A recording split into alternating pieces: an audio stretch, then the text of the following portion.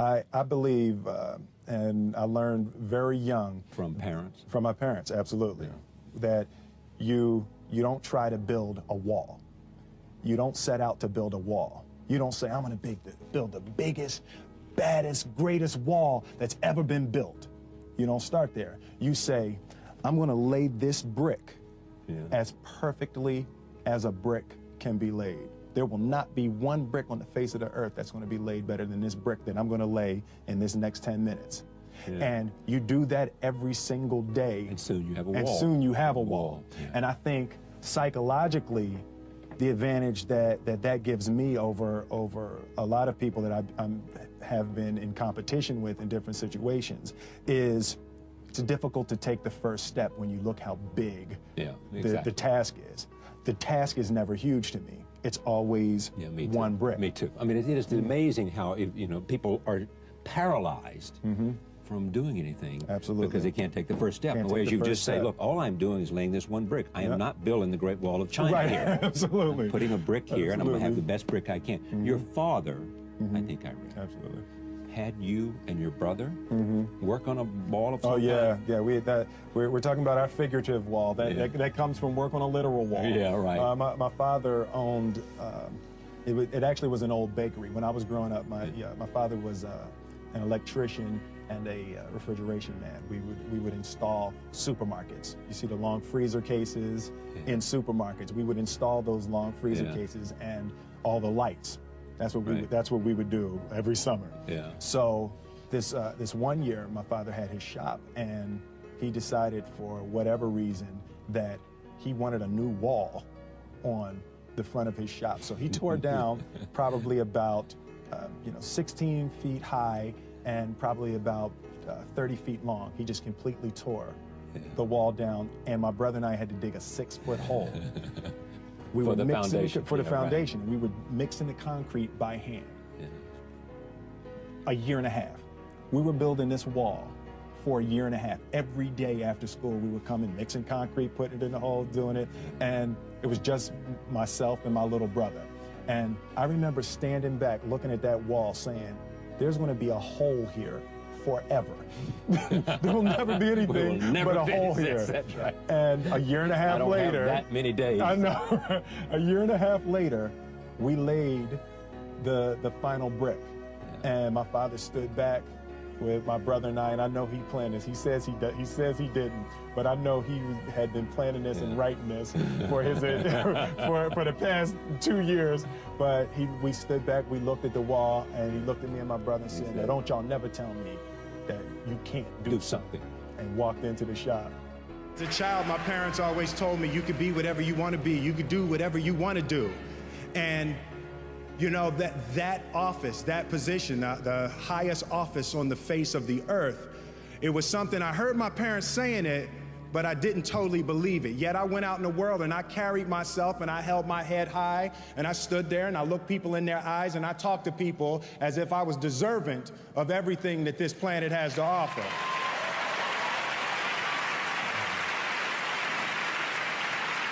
So I really want to say to children out there and to people who are watching, Confucius said one time, he who says he can and he who says he can't are both usually right.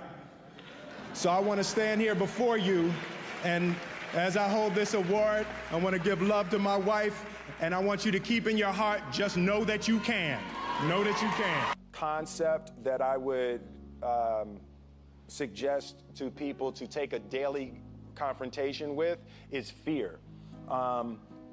The problem with fear is that it lies, right? So fear tells you, hey, if you say that to that girl, she's gonna know she has you, and she'll never really be attracted to you if she knows how much you attracted to her. Don't say that, no. How we get her is when she walks by, ignore her. Right, it's a it's like, pop it on your shoulder. Fear tells you dumb shit like that, right? So, for me, the daily confrontation with fear has become a real practice for me since about three years ago. I went skydiving in Dubai, right? And skydiving is a really interesting confront with fear, right? So I gotta stand up. I'm sorry, I gotta stand up. I gotta stand up. All right. So all your friends, what happens? You go out. I dropped my thing. So what happens is you go out the night before, and you take a drink with your friends, and somebody says, "Yeah, we should go skydiving tomorrow." And you go, "Yeah, we'll go skydiving tomorrow." Yeah, yeah. And you go, "Yeah," and everybody goes, "Yeah," right? And you go home and you by yourself. You're like, right? You're like, well, I mean, they was drunk too. Right, so maybe they not, maybe, I mean, we don't have to go, we don't have to do it. So then that night you're laying in your bed and you just keep, and you're terrified. You keep imagining over and over again jumping out of an airplane, and you can't figure out why you would do that, right? And you're laying there and you have the worst night's sleep of your life, but you still have the hope that your friends were drunk, right? So you wake up the next day and you go, down and you say where you were going to meet, and everybody's there. You're like, oh, shit. All right, cool, right? So you get in the van and you don't know that your friends had the same night that you had, because they're pretending like they didn't. They're like, yeah, man, my uncle's a Navy SEAL, and this is gonna be great. I've been looking forward to this. And you're like, oh my God. And your stomach is terrible. You can't eat and everything, but you don't want to be the only punk who doesn't jump out of this airplane. So you get there, and then you have this safety brief. And you're standing there, and the guys will tell you, well, if the chute doesn't open, what's going to happen is well, why the hell, what could happen? That the chute wouldn't open, right? So you do a thing, and what you do is your first jump, you're attached to a guy who is going, he's going to walk you out. So you go, and you get there, and there's an airplane, and nobody's stopping. Everybody's still going. So you get onto the airplane, and you're sitting there, and it's extra because you're sitting on some dude's lap, some stranger. He's sitting on his lap, and it's like, you're trying to make small talk. Yeah, man. So you be jumping with people all the time, huh? Right? So, and then you just want to make sure, you got kids, right? You got people you need to see, right? You just want to make sure he's serious, right? So you get in there, so everything's normal. So you fly and you go up to 14,000 feet, and you notice there's a light. It's red, and it's yellow and green, right? So right now the light's red. So then you start thinking at some point the light's going to go green, but you don't know what's going to happen, right? And you wait, and it goes yellow, and the light goes green, and somebody opens the door, and in that moment you realize you've never been in a freaking airplane with the door open.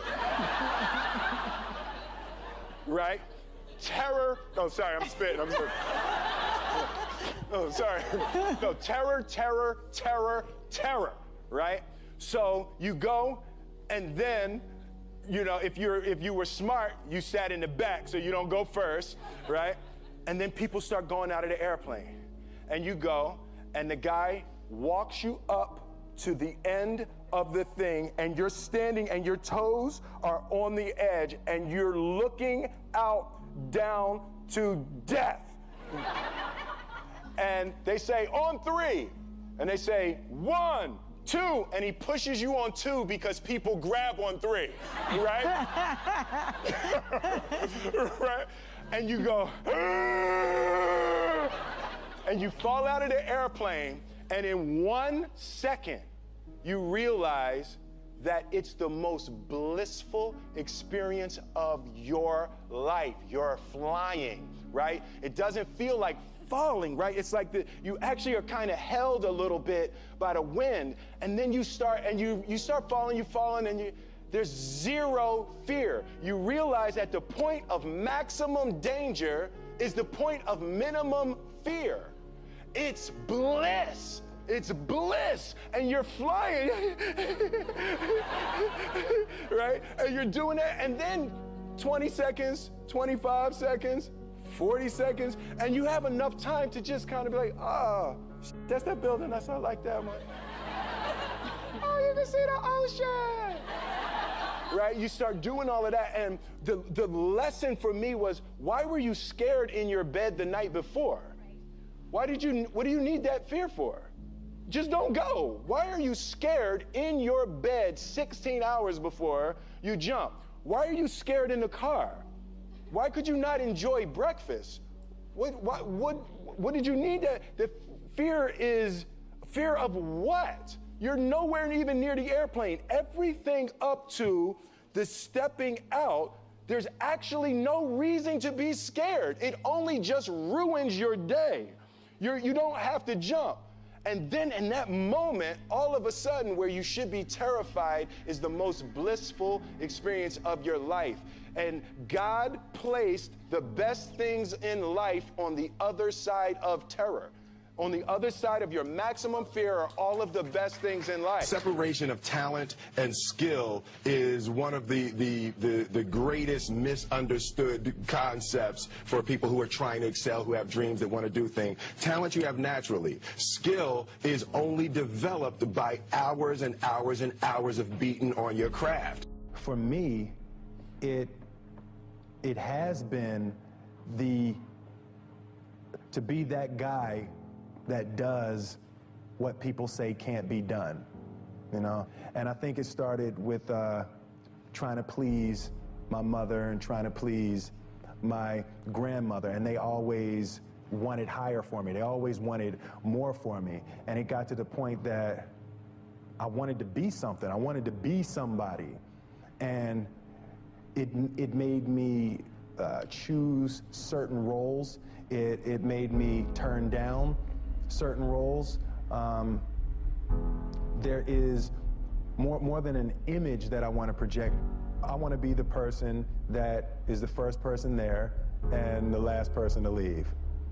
That's who I want to be, because I think that the road to success is through commitment and through the strength to drive through that commitment when it gets hard. And it is going to get hard, and you're going to want to quit sometimes, but it'll be colored by who you are and more who you want to be. I definitely found that wanting to be an actor stems from wanting to be somebody and wanting to say something to people.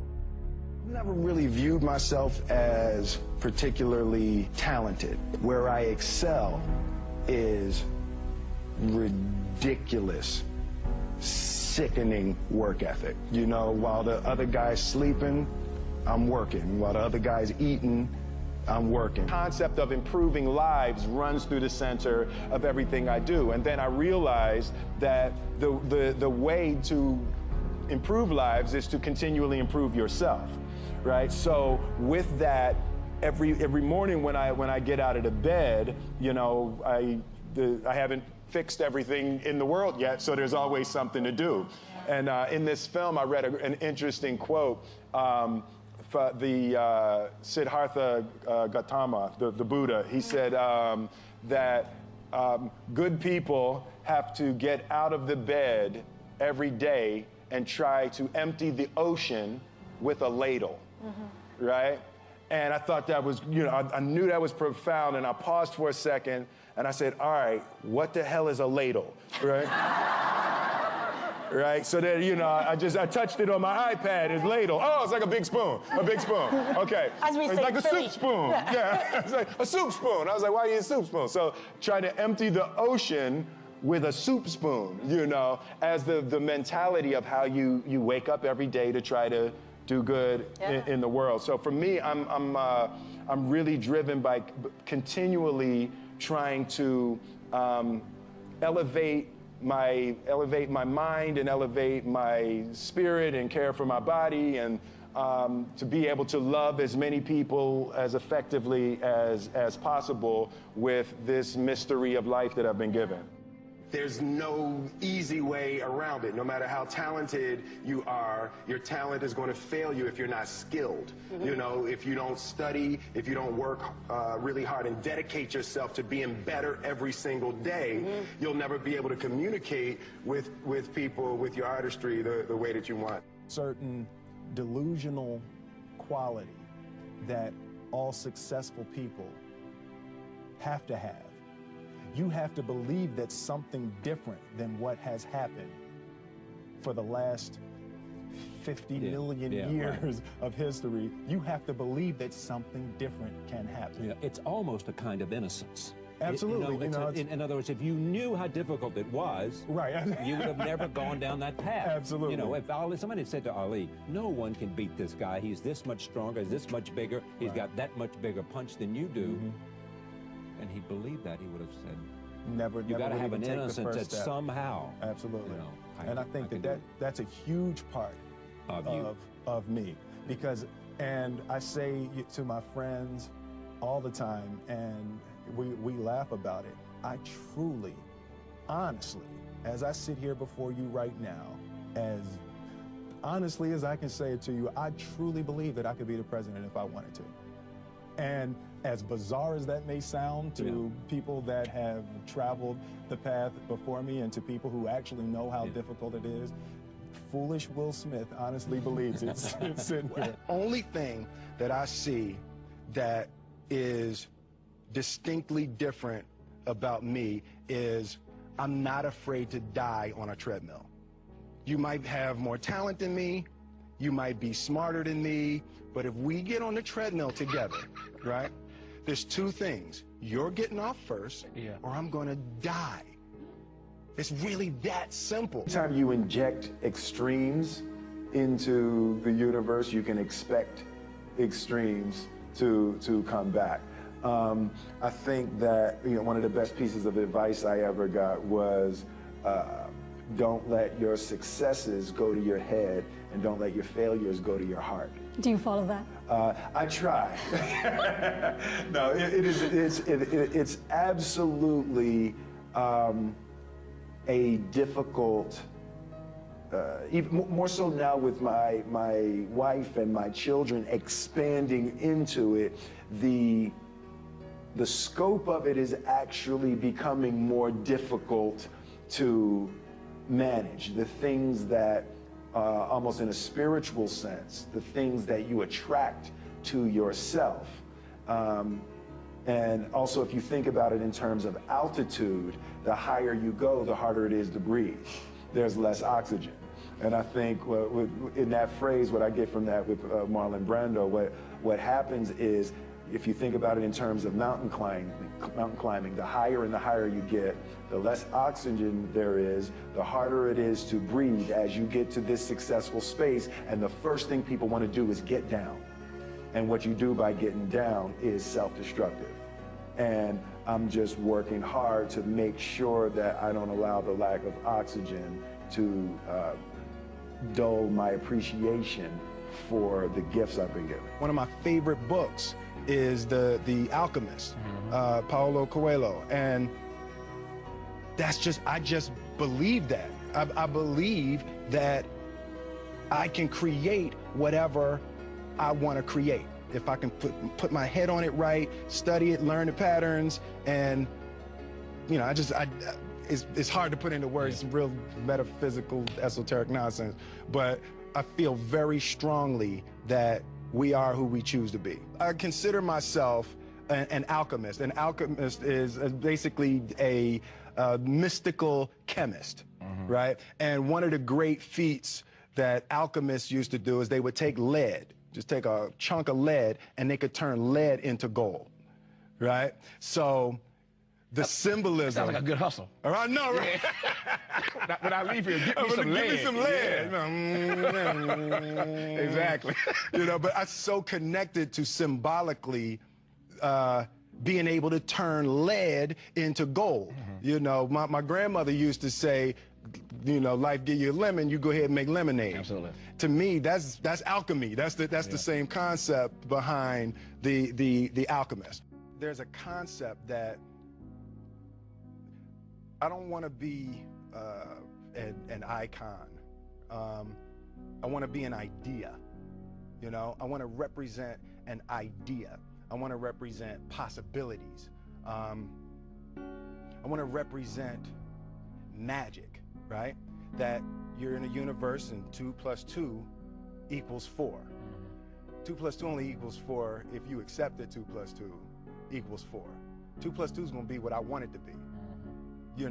And there's a like there's a redemptive power that making a choice has, you know, rather than feeling like you're at effect to all the things that are happening.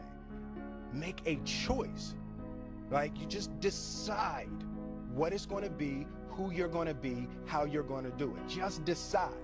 And then from that point, the universe is going to get out your way. It's like, it's water. It wants to move and go around stuff, you know. So for me, I want to represent possibilities. I want to represent the idea that you really can make what you want. One of my favorite books is The Alchemist, Paulo Coelho, and I just believe that. I believe that I can create whatever I want to create. If I can put my head on it right, study it, learn the patterns, and you know, it's hard to put into words, real metaphysical, esoteric nonsense, but I feel very strongly that we are who we choose to be. We didn't grow up with the sense that where we were was where we were going to be. You know, we grew up with the sense that where we were almost didn't matter. I'm motivated by fear. Fear. You know? Fear of what? Fear of fear. I hate being scared to do something. Yeah. I hate that feeling of the feeling that I had before I had a meeting with Quincy Jones, because it was really Quincy Jones and a guy named Benny Medina and Jeff Pollack came with the idea for the Fresh Prince of Bel-Air. And I hated being scared, you know, that I didn't want to even take the meeting. There were opportunities during when my first year as a rapper. Bill Cosby and the people on the Cosby Show had seen my music video and called me to be a character to come and try out for the Cosby Show. And just every time it was set up, for some reason I couldn't make it. Fear of fear. The fear. I just hated that being scared to do something. And I think what developed in my early days was the attitude that I started attacking things that I was scared. Greatness is not this wonderful, esoteric, elusive, God-like feature that only the special among us will ever taste. You know, it's something that truly exists in all of us. It's very simple. This is what I believe, and I'm willing to die for it. Yeah. Period. It's that simple. I know who I am, and I know what I believe. I know who I am, I know what I believe. That's all I need to know. And that's all I need to know. So from there, you do what you need to do. Yeah. You know, and I think what happens is we make the situation more complex than it has to be. Because we're looking for complexity. There's got to be something complex to understand. It can't be that easy.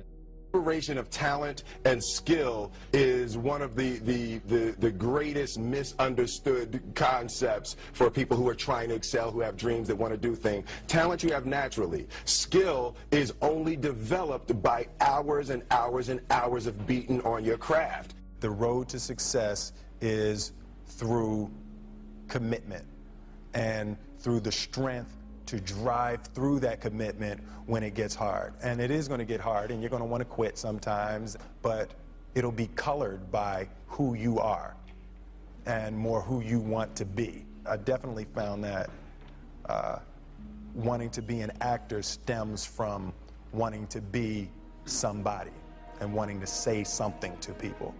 There's no easy way around it. No matter how talented you are, your talent is going to fail you if you're not skilled. You know, if you don't study, if you don't work really hard and dedicate yourself to being better every single day, you'll never be able to communicate with people.